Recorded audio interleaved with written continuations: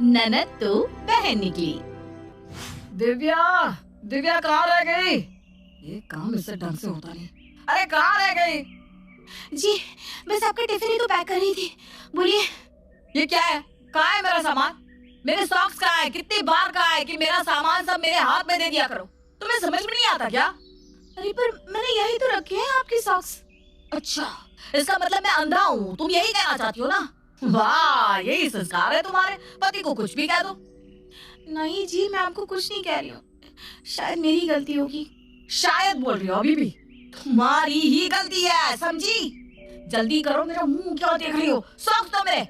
तुम्हारी तरफ फ्री नहीं हूँ, बहुत काम है मुझे। अभी देती हूँ, ये लीजिए। ये सॉक्स पहनता हूँ मैं?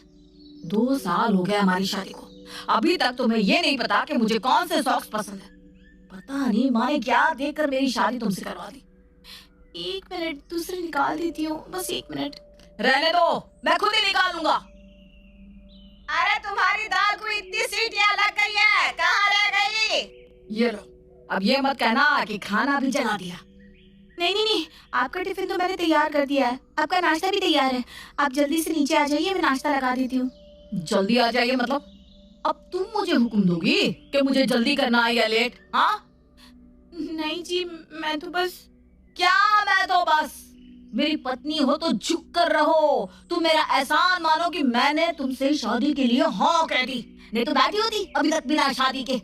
इतना परिवार तुम्हें कहीं मिलेगा? ना हमने तुमसे कोई दहेज लिया, ना कुछ मांगा। इतना अच्छा कमाता हूँ मैं, इतना अच्छा घर गाड़ी सब कुछ मिला है तुम्हें, फिर भी जब देखो गलतियां करती रहती हो। जी अब जाओ भी, खड़े खड़े मेरा मुंह क्या देख रही हो? नाश्ता लगाओ, आ रहा हूँ मैं। जी जी। दिव्या और आकाश की शादी को 2 साल हो गए थे, लेकिन आकाश के मन में दिव्या के लिए जरा भी इज्जत नहीं थी। वो उसे खुद से बहुत कम ही मानता था और आकाश की माँ हर बात में उसका साथ देती थी। अरे इतनी देर ऊपर क्या कर रही थी? नीचे खाना क्या मैं बनाऊंगी? नहीं माँ जी, वो इनका सामान नहीं मिल रहा था तो। अरे तू सामान रखती नहीं ढंग से तो मिलेगा कहाँ से? पता नहीं कितनी गलतियाँ करती रहती है पूरे दिन में। बेचारा मेरा बेटा सब कुछ सहन करता रहता है। अरे अब जल्दी कर, मेरा मुंह क्या देख रही है? नाश्ता लगा और मेरे लिए एक अच्छी सी चाय भी बना देना। जी माँ जी। अरे अभी तक नाश्ता नहीं लगा? ये लीजिए, आ गया आपका नाश्ता, आपका जूस, ये आपका पर्स, रुमाल, घड़ी, गाड़ी की चाबी। मेरे शूज पॉलिश कर दिए तुमने? अरे कहाँ, इसे कहाँ याद रहता है आकाश बेटा? अभी कर देती हूँ। मेरी चाय अभी तक नहीं बनाई? बन गई है माँ जी आपकी चाय, बस आप छान लीजिए, तब तक मैं इनकी शूज पॉलिश कर लेती हूँ। ये क्या तरीका है? माँ क्यों करेगी काम? हाँ? तुमसे 2-3 काम भी नहीं होते ठीक से? नहीं, चाय बन गई है बस। अरे रहने दे बेटा, अब जो है सो है, क्या कर सकते हैं। उससे आता नहीं तो सारे काम वैसे ही मुझे करने पड़ते हैं। अरे कोई बात नहीं, मैं खुद ही ले लेती हूँ चाय। दिव्या, दिव्या पता नहीं क्या होगा तुम्हारा। ये तो माँ और मैं अच्छे हैं कि तुम्हें कुछ कहते नहीं तो कोई और ससुराल होता ना तो पता नहीं तुम्हें कितने ताने मार चुके होते। अरे अब क्या करे बेटा, हर किसी की किस्मत इतनी अच्छी नहीं होती ना इसकी तरह। सच कह रहा है आकाश, तुम्हारी किस्मत बहुत अच्छी है कि तुम्हें हम जैसे लोग मिल गए जो तुम्हें किसी बात के लिए कुछ कहते नहीं तो जैसी तुम्हारी आदत है ना, सारा दिन सबकी डांटी खाती रहती तुम। अरे अब जाओ, मेरे जूते पॉलिश कर दो, जल्दी करो, मुझे ऑफिस के लिए देर हो रही है। जी जी जा रही हूँ। कावेरी और आकाश की नजर में दिव्या कुछ भी नहीं थी। उन्हें लगता था कि वो उसे संभाल रहे हैं।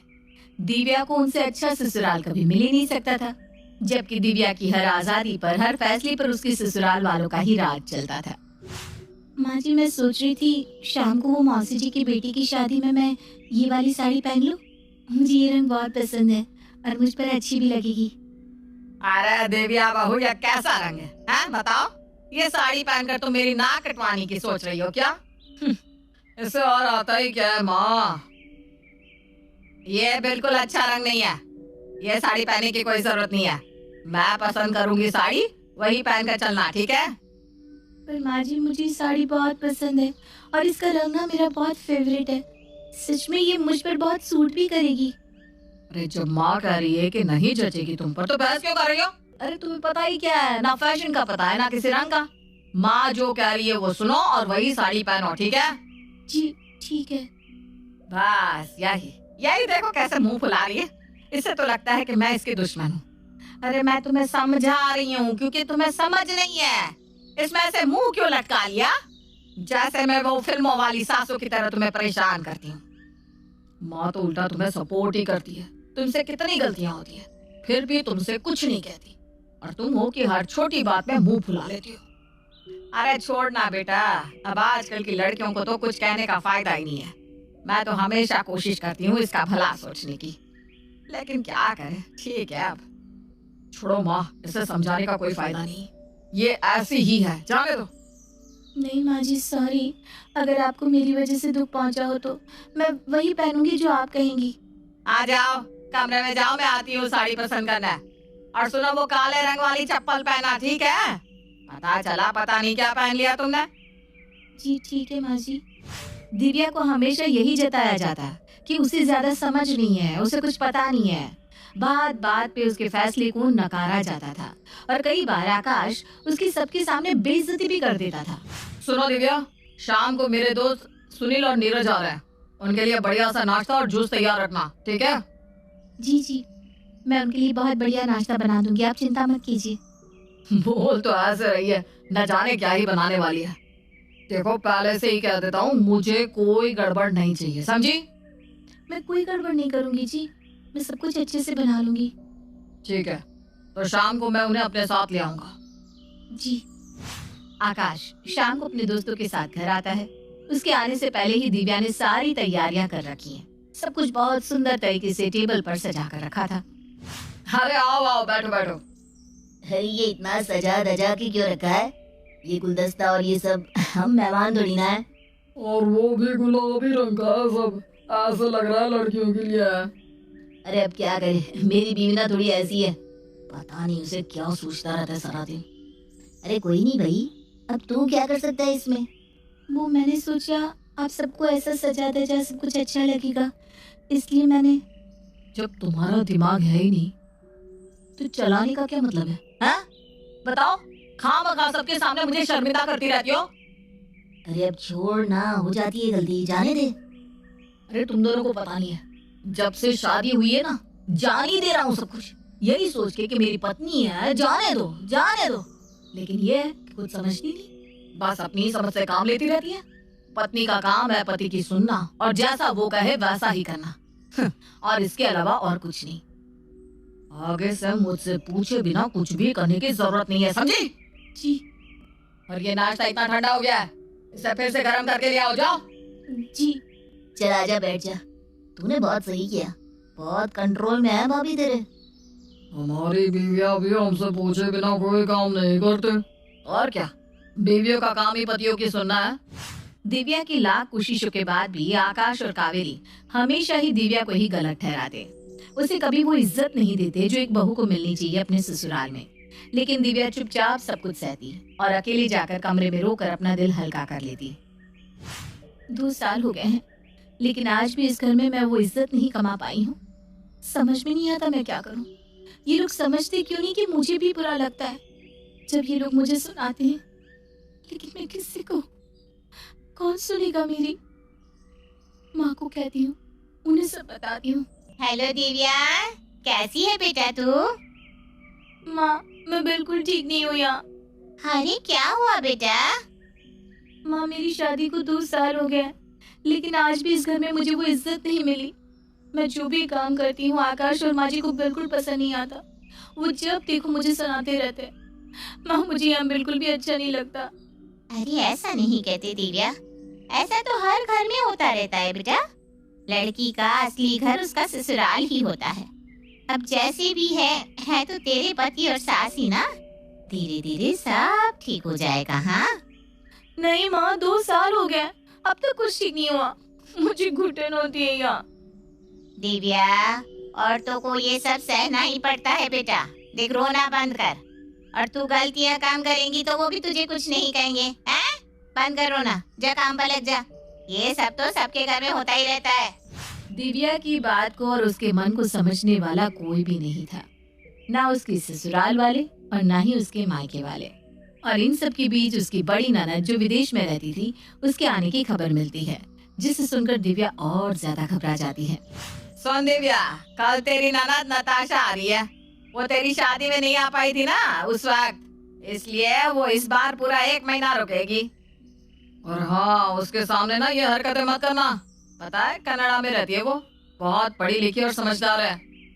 जी मैं पूरी कोशिश करूंगी दीदी की मैं अच्छे से खातिरदारी करूं। बोलती तो तुम बहुत खुश हो, लेकिन हरकतें तुम्हारी वही की वही रहती है। आज ही सब कुछ तैयारी कर ले, कल को क्या क्या बनाना है, कैसे बनाना है। कल मुझे कोई शिकायत नहीं चाहिए। नताशा के आने की खबर से दिव्या और ज्यादा घबरा गई थी, क्योंकि वो पहले ही आकाश और कावेरी के ताने सुन रही थी। ऐसे में अगर उसकी ननद ने भी उसे पसंद नहीं किया तो ये सब सोच कर ही उसे बेचैनी सी हो रही थी। इसीलिए सुबह वो जल्दी उठ गई थी और उसे बहुत कुछ तैयार कर लिया था। अरे इतना सब बनाया है? जी मुझे पता नहीं ना दीदी को क्या क्या पसंद है, तो मैंने सब कुछ ही बना दिया। ठीक है ठीक है, अब बस नताशा को तेरे हाथ का खाना पसंद भी आए। ये लो, मैं ले आया दीदी को। माँ कैसी हो तुम? मैं अच्छी हूँ बेटा, कितने दिनों बाद देख रही हूँ तुझे। दिव्या तुम कैसी हो? मैं भी ठीक हूँ दीदी, आइए ना बैठिए। हाँ आ जाओ, तुम भी बैठो, आओ। अरे इससे काम है दीदी, ये नहीं बैठेगी। जाओ तुम दीदी के लिए पानी लेकर आओ। हाँ और जाओ खाना लगा दो, और ठीक से लगाना। हाँ चलो मैं तुम्हारी मदद कर देती हूँ। अरे तू बैठ बेटा, ये कर लेगी ना, इसका काम है तो खुद ही करेगी। हाँ दीदी तुम जाओ खाना लगा दो। नताशा को अपने माँ और भाई का बर्ताव अजीब सा लगता है, लेकिन वो उस वक्त कुछ नहीं कहती। और इस तरफ दिव्या ने नताशा के लिए बहुत कुछ तैयार किया था। दिव्या तुमने इतना सब बनाया है? हाँ दीदी, मुझे पता नहीं था आपको क्या पसंद है, तो मैंने आपके लिए सब कुछ बना दिया। आप खाकर देखिए ना, आपको कैसा लग रहा है। हाँ हाँ खाकर देखेगी। वैसे ना ये इतना खास तो बनाती नहीं, लेकिन अब जो है सो है। हाँ दीदी सब में गड़बड़ करती रहती है, कोई काम ढंग से नहीं कर सकती। आप चक्कर कहिए ना। क्या बात कर रहे हैं आप दोनों? ये खाना तो बहुत ज्यादा अच्छा है, ऐसा खाना तो मैं खुद भी नहीं बना सकती। दिव्या तुमने बहुत अच्छा खाना बनाया है, सच में मुझे तो मजा आ गया। तुम्हें पता है माँ को तो खाना बनाना बिल्कुल नहीं आता। तुम्हें पता है कभी कच्चा तो कभी पका हुआ बना देती थी, पर तुमने तो जबरदस्त खाना बनाया है। थैंक यू दीदी। और तुम खड़ी क्यों? आओ बैठो हमारे साथ खाना खाओ। अरे नहीं नहीं, उसे रसोई में काम है बेटा, वो पूरा करके खा लेगी। हाँ और मेरे लिए गरम रोटी लेकर आओ, ये बिल्कुल ठंडी हो गई है। जी बस अभी लाई। नताशा ने अपने भाई और माँ को समझ लिया था कि वो दिव्या के साथ कितना गलत बर्ताव कर रहे थे, पर नताशा को ये बात बिल्कुल भी पसंद नहीं आ रही थी। दिव्या तुम अंदर हो, मैं आ जाऊँ कमरे में? अरे हाँ दीदी आइए ना, आपको पूछने की क्या जरूरत? आपको कुछ चाहिए था? कुछ लिया हूँ आपके लिए? अरे नहीं नहीं, मैं तुम्हारे लिए कनाडा से गिफ्ट लाई थी, बस वही देने आई थी। गिफ्ट? मेरे लिए दीदी आप गिफ्ट लेकर आई? अरे अरे क्या हुआ दिव्या, तुम ऐसे रो क्यों रही हो? कुछ नहीं, तो सालों में इस घर में आज पहली बार कोई मेरे लिए कुछ लाया है, ये देखकर मन भर आया। अरे दिव्या तुम मेरी छोटी बहन जैसी हो, तुम मुझसे कुछ भी शेयर कर सकती हो। आपसे तो कुछ छुपा ही नहीं है दीदी, इस घर में मैं अभी तक वो इज्जत नहीं कमा पाई जो एक बहू की होती है। शायद मुझ में ही कोई कमी है। ऐसा कुछ भी नहीं है दिव्या, तुम जैसी लड़की नसीब से मिलती है, तुम बिल्कुल चिंता मत करो, मैं हूं ना।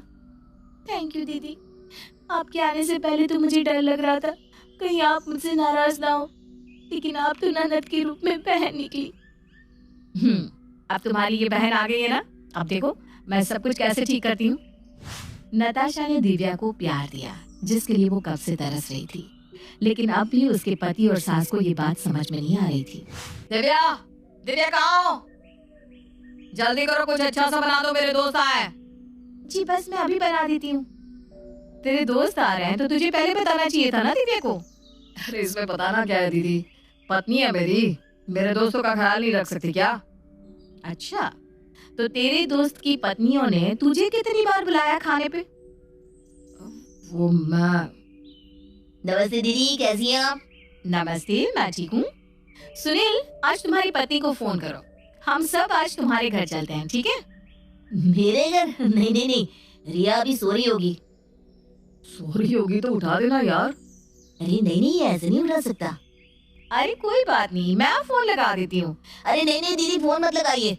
उसे पता चला कि मैं दोस्तों को ला रहा हूँ तो पता नहीं क्या करेगी, मुझे ही घर से निकाल देगी।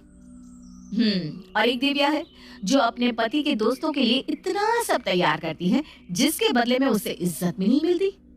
आकाश, आजकल की लड़कियां अगर तुम उनसे ऊंची आवाज में बात करो ना तो पलट कर जवाब दे देती है। और दिव्या, तुम्हें कभी नजर उठाकर देखती भी नहीं।